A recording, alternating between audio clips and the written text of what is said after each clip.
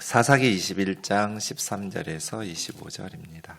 온 회중이 림몬 바위에 있는 베냐민 자손에게 사람을 보내어 평화를 공포하게 하였더니 그때 베냐민이 돌아온지라. 이에 이스라엘 사람이 야베스 길랏 여자들 중에서 살려둔 여자들을 그들에게 주었으나 아직도 부족하므로 백성들이 베냐민을 위하여 뉘우쳤으니 이는 여호와께서 이스라엘 지파들 중에 한 지파가 빠지게 하셨음이었더라. 회중의 장로들이 이르되 베냐민의 여인이 다 멸절되었으니 이제 그 남은 자들에게 어떻게 하여야 아내를 얻게 할까 하고, 또 이르되 베냐민 중 도망하여 살아남은 자에게 마땅히 기업이 있어야 하리니 그리하면 이스라엘 중에 한 지파가 사라짐이 없으리라. 그러나 우리가 우리 딸을 그들의 아내로 주지 못하리니 이는 이스라엘 자손이 맹세하여 이르기를 딸을 베냐민에게 아내로 주는 자는 저주를 받으리라 하였음이로다 아니라.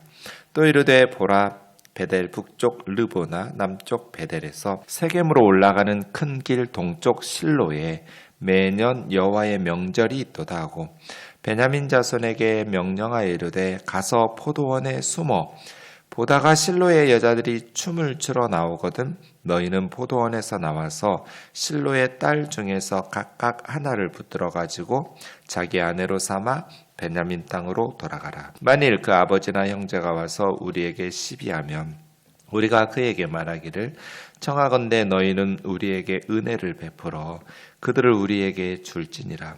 이는 우리가 전쟁할 때 각 사람을 위하여 그 아내를 얻어주지 못하였고 너희가 자의로 그들에게 준 것이 아니니 너희에게 죄가 없을 것임이니라 하겠노라 하매, 베냐민 자손이 그같이 행하여 춤추는 여자들 중에서 자기들의 숫자대로 붙들어 아내로 삼아 자기 기업에 돌아가서 성읍들을 건축하고 거기에 거주하였더라. 그때 이스라엘 자손이 그곳에서 각기 자기의 지파 자기의 가족에게로 돌아갔으니 곧 각기 그곳에서 나와서 자기의 기업으로 돌아갔더라. 같이요. 그때 이스라엘에 왕이 없었으므로 사람이 각기 자기의 소견에 옳은 대로 행하였더라. 아멘. 사사기의 마지막 본문입니다. 어제 우리가 살펴본 것처럼 이스라엘 백성들이 성급한 맹세를 합니다. 맹세라는 것이 하나님의 이름으로 맹세를 하기 때문에 참 신중했어야 되는데 누구든지 베냐민 지파 그 살아남은 600명에게 자기 딸을 아내로 주는 자는 저주를 받을 것이라는 성급한 맹세를 합니다. 이게 군중 심리가 좀 문제거든요. 사람마다 생각이 다를 수 있잖아요. 네. 어떤 사람은 이렇게 생각하고요. 그 베냐민 지파가 아예 이 땅에서 멸절돼야 된다. 누구든지 그 600명에게 자기 딸을 아내로 주는 자는 저주를 받아야 된다라고 생각하는 사람도 있을 것이고, 또 어떤 사람은 그래도 하나님께서 이스라엘에 12지파를 주셨는데 그 중에 한 지파인 베냐민 지파가 제거되는 것은 옳지 않다.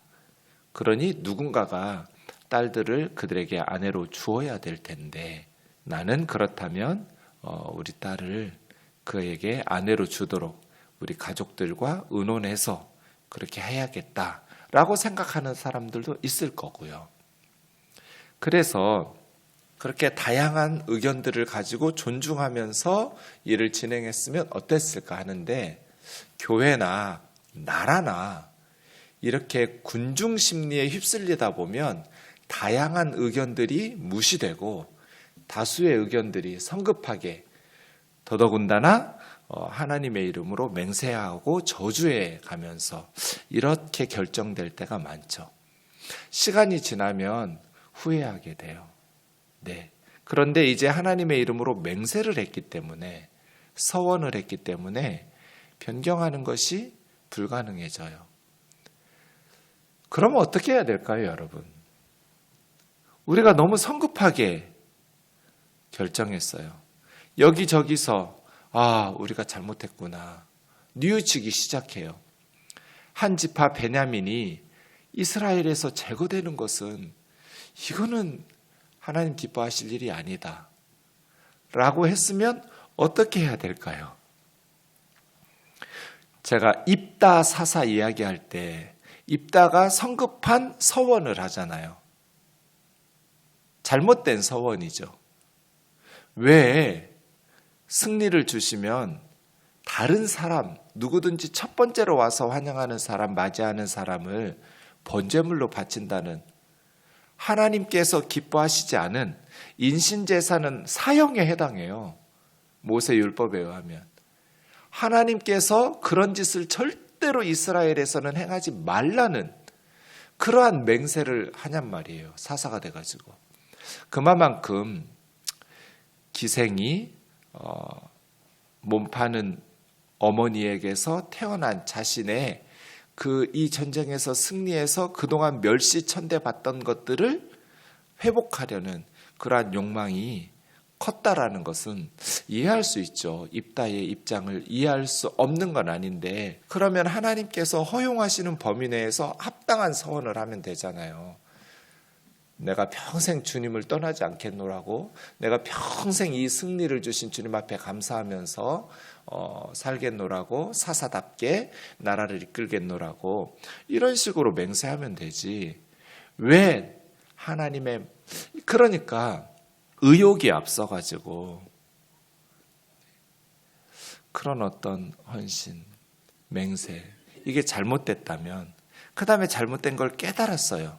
이렇게 되면 이제 인신제사로 바치는 것도 죄고요. 말씀의 불순종이잖아요. 인신제사로 바치지 않는 것도 죄예요.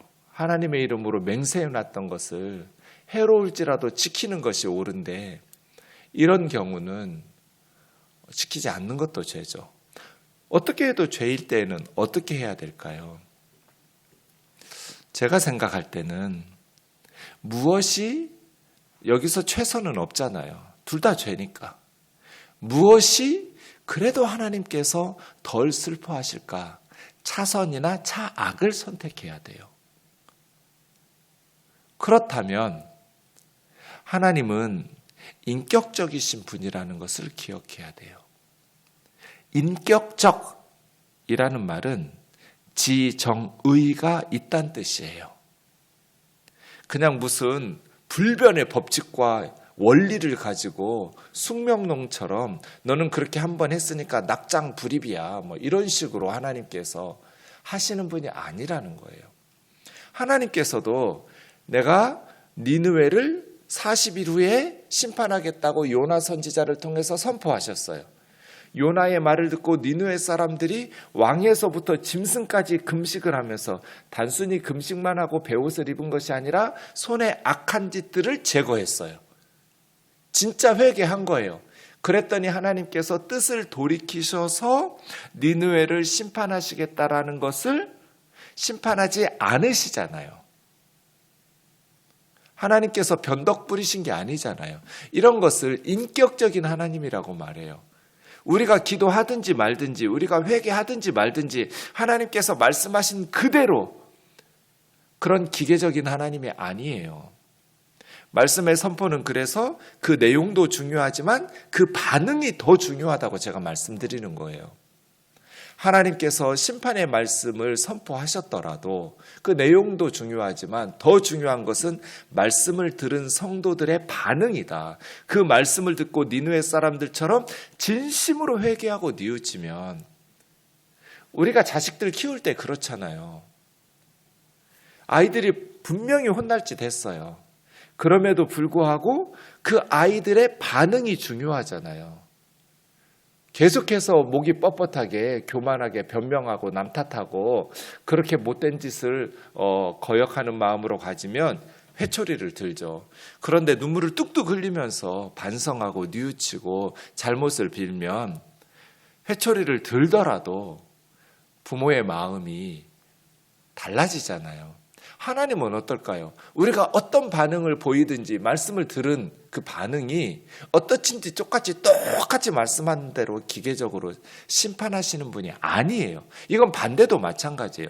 하나님께서 복을 주시겠다고 말씀하셨더라도 그 복의 말씀을 들은 사람들이 정말 감사하고 겸손하게 받으면 그 복의 말씀이 성취되겠지만, 오히려 그 복의 말씀을 들은 사람들이 자기 자랑하거나 교만하거나 불순종하거나 이러면 그 복에 대한 말씀이 그대로 한번 말씀하셨으니까 실행되는 게 아니에요. 이게 제 말이 아니에요. 성경의 말씀이지. 예레미야를 통해서 하나님께서 하신 말씀 그대로예요. 어느 민족이나 공동체에 저주를 선언했다 하자. 그 말씀을 듣고 그들이 참으로 뉘우치고 회개하면 내가 뜻을 돌이킬 거다. 반대로 복의 말씀을 전했다고 하자. 그러나 들은 그들이 그 말씀에 합당하지 못하면 내가 뜻을 돌이켜 복을 주지 않을 거다. 이 하나님 뜻이잖아요. 이렇게 잘못된 서원이에요. 그 서원을 지켜도 문제고 지키지 않아도 문제예요. 그럴 때는 하나님은 인격적이라는 분을 기억하셔야 돼요. 그럼 어떻게 하는 게 좋아요?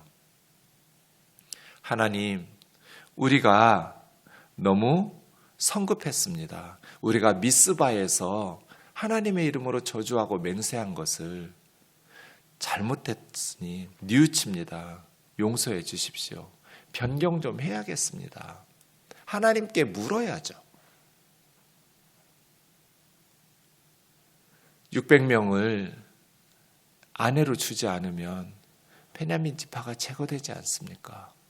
베냐민 지파에게 딸들을 줄 수 있도록 하나님 우리에게 방법을 가르쳐 달라고, 우리의 맹세를 하나님 거두어 달라고, 하나님 지혜를 달라고, 하나님의 방법을, 그렇게 인격적이신 하나님 앞에 기도하고 선한 방법들을 찾아야죠.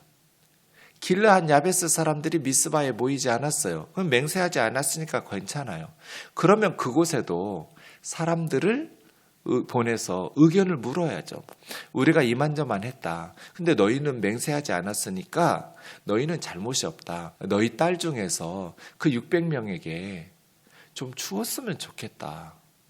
이렇게 하면 될 것을 왜 군대 12,000명을 보내서 남녀노소 아무 죄도 없는 길르앗 야베스 주민들 자기 동족을 왜 죽여요? 처녀 400명 얻겠다고? 왜 이런 방식을? 자기들이 한 맹세는 지키려고? 자기들 저주받지 않겠다고?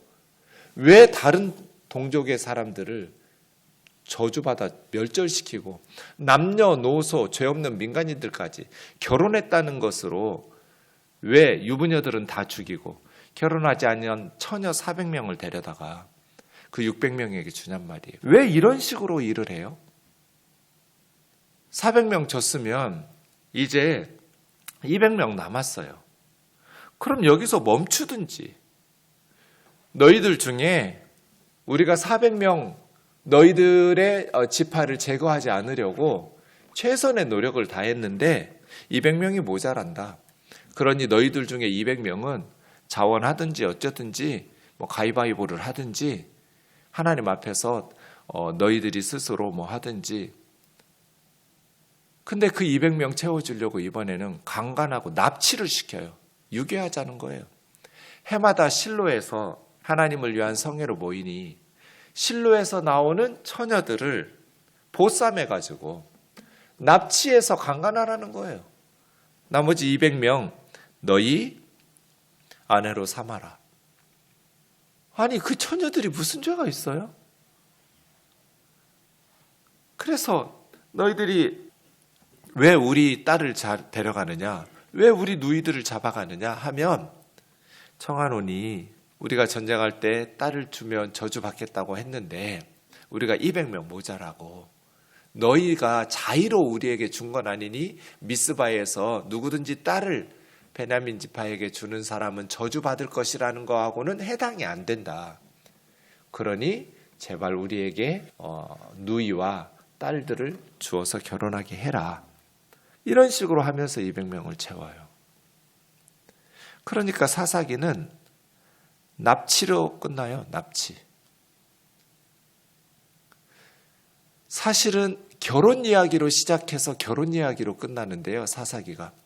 사사기 1장의 결혼은 갈렙의 딸 악사, 첫 번째 사사 온니엘, 갈렙의 사위, 온니엘과 악사의 결혼으로 시작해서 이 베냐민 지파 600명의 결혼 스토리로 끝나죠.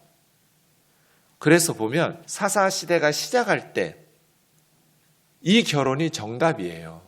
온니엘과 악사의 결혼식이. 어떻게 결혼해요? 같은 지파 안에서 가나안 땅을 정복하면서 하나님께서 토지와 땅과 우물, 샘물을 선물로 주시는, 이렇게 결혼하는 거죠. 하나님의 말씀에 순종해서 가나안 족속을 몰아내는 정복을 하고 그 대가로 아내인 악사를 얻고 그와 더불어서 땅과 샘물을 선물로 받는 이러한 결혼. 근데 600명의 결혼은 어땠어요? 전쟁하고 사륙하고 야베스 길르앗 사람들을 진멸하고 처녀 400명을 데려오고, 그 다음 실로에서 명절에 춤추러 나오는 실로의 처녀들을 납치하고 유괴하고, 그래서 강간하고 더 이상 이제 처녀가 아니니까 못 돌아가요. 이런 식의 방식의 결혼식이 오라요? 그러면 여러분, 베냐민 지파 아이들이 어떻게 되겠어요? 그 엄마들이 한이 맺히잖아요. 자기 친정 식구들 길르앗 야베스에서 온 400명은 다 죽었잖아요. 가슴에 한이 맺혀서 무슨 씨바지도 아니고 베냐민 지파 살리겠다고, 후손 낳겠다고 이런 식으로 사는 한많은 삶을, 그리고 실로의 딸들도 마찬가지예요. 하나님의 성일에 성회에 모여서 하나님 앞에 예배드리러 났다가 갑자기 납치당해서 성폭행을 당하고, 그랬으니 이제 순결을 잃어서 다른 남편하고 결혼할 수도 없는, 친정으로 돌아갈 수도 없는 납치 강간의 결혼식, 약속의 땅, 젖과 꿀이 흐르는 축복의 땅에서 이런 비극적인 삶으로 사사시대가 점철된 이유가 뭐예요? 불순종이죠. 불순종. 그들의 사명, 가나안의 타락한 종교와 문화를 제거한다. 하나님의 말씀에 순종하면서 하나님 나라의 신앙과 문화를 건설한다. 이 사명을 다하지 못하고 불순종하면서 살아가기 때문에. 그럼에도 불구하고 사사기가 끝나지만 그 다음이 뭐예요? 룻기죠. 룻기라는 성경은 사사라는 단어에서 시작해서 다윗이라는 단어로 끝나요. 사사시대의 아름다운 이야기, 그 룻의 모압 여인, 이방 여자죠. 보아스라는 유다 지파의 신실한 한 형제의 헤세드, 인애로 말미암아 절망적인 나오미의 삶에, 사사시대의 그 영적인 절망적인 상황에서 다윗 시대로 넘어가는, 그래서 룻기가 끝나면 사무엘상하가 시작되죠. 하나님의 영광이 나타나는 다윗의 시대로 넘어가죠. 하나님의 신실하심이 없었다면 여기서 이스라엘은 영적으로나 윤리적으로나 다 무너졌을 거예요. 그런데 하나님의 은혜로, 하나님의 신실하심으로 우리가 이들을 진짜 어리석네, 어쩌면 이렇게 살아? 라고 비난하고 끝날 것이 아니라, 우리가 사사기의 말씀을 묵상했으면 말씀의 거울 앞에 우리의 모습을 비추어 보면서 하나님 앞에서 바르게 살아가기를, 혹여라도 잘못된 맹세와 서원이 여러분에게 있었다면 인격적이신 하나님 앞에 정직하게, 여러분 혼자 해결을 못하겠으면 저한테 오세요. 제가 들어보고 하나님 앞에 함께 기도하면서 문제를 해결하고, 마음에 짐 지지 말고. 제가 청년회장 때 회개했던 자매가 찾아왔어요. 자기가 중학교 때 수련회 가가지고 사모가 되겠다고 일어섰대요. 그때 막 다들 일어서라고 막 여름 수련회 가면 그러던 상황이어서, 그래서 제가 뭐라고 그랬겠어요? 사모하라고. 근데 자기는 사모할 마음이 없대요. 그러면 하나님 앞에 미안하다고, 내가 중학교 때 수련회 가서 갑자기 가슴이 뜨거워서 사모하겠다고 일어섰는데 지금 사모할 마음이 없으니까 취소시켜달라고 기도하라고. 그래도 되네요. 그럼 어떡하냐고, 둘 중 하나인데. 그래도 사모해야 하지 않느냐고. 그럼 하라고. 근데 아니라고. 그래가지고 제가 말귀를 못 알아들었어요. 그때 제가 신대원 간다고 준비하고 있으니까 저한테 프로포즈 한 거였어요. 나중에 제가 못 알아들으니까 내 형제님 좋아한다고. 그래서 난 자매님을 안 좋아한다고. 뭔가 이게 스파크가 일어나야 하는데 나는 한 번도 생각해 본 적도 없고 그럴 마음이 없다고. 그래서 그 자매님은 일반 평신도하고 결혼했어요. 30대에 죽을 암에 걸렸어요. 전화가 왔어요. 형제님, 내가 사모를 하기로 서원했는데 하나님 앞에 서원을 지키지 못해서 내가 이렇게 죽을 암에 걸린 거 아니냐고 심각했어요. 그때 제가 뭐라고 대답할게요? 자매님, 우리 하나님 그런 분 아니라고. 우리 하나님 중학교 때 여름 수련회 가서 사모한다고 일어섰는데 그거 안 하고 평신도 하고 지금 신앙생활 잘하고 있는데, 믿음 좋은 남편하고 결혼해서 아이들이랑 신앙생활 잘하고 있는 자매님을 암에 걸려서 죽게 하는 그런 분 아니라고. 걱정하지 말라고. 하나님 앞에서 정직하게 고백하고 기도하고 살려달라 하라고. 병원에서 포기했는데 기적적으로 살아났어요. 지금 잘 살고 있어요. 마음의 짐을 내려놓으세요. 우리 하나님은 정말 좋은 분이에요. 정직하고 겸손하게 함부로 서원하지 말고, 함부로 서원시키지도 말고. 교회 건축하면 꼭 서원시키죠. 작정헌금 시키고. 그딴 비성경적인 짓으로 교회 운영하고 목회하지 말고. 그렇게 했으면 잘못된 서원이니까 하나님 앞에서 지켜도 문제, 안 지켜도 문제일 거거든요. 그럴 때는 목회자들하고 같이 논의하고 상담하면서 하나님 앞에서 다시 새롭게, 하나님은 우리가 그렇게 무거운 짐을 지고 살아가도록 하시는 분 아니거든요. 걱정하지 말고. 하나님 진짜 좋은 분이에요. 자기들 서원 지키겠다고 남 죽이고 길르앗 야베스 사람들 학살하고 강간해서 납치하고 유괴하고, 이 뭐하는 짓이에요? 기도하겠습니다. 사랑하는 하나님 아버지, 우리의 신앙이 사사시대와 같이 왕이신 하나님의 말씀을 불순종해가면서 형식적인 논리에 따라서, 군중 심리에 따라서 교회가 본질적인 것도 아닌 비본질적인 것 가지고 생각이 다른 자매 형제들을 정죄하고 비난하고 판단하면서 그렇게 살아가지 않도록 성숙한 우면동 교회가 되게 하여 주옵소서. 예수님의 이름으로 기도하옵나이다. 아멘.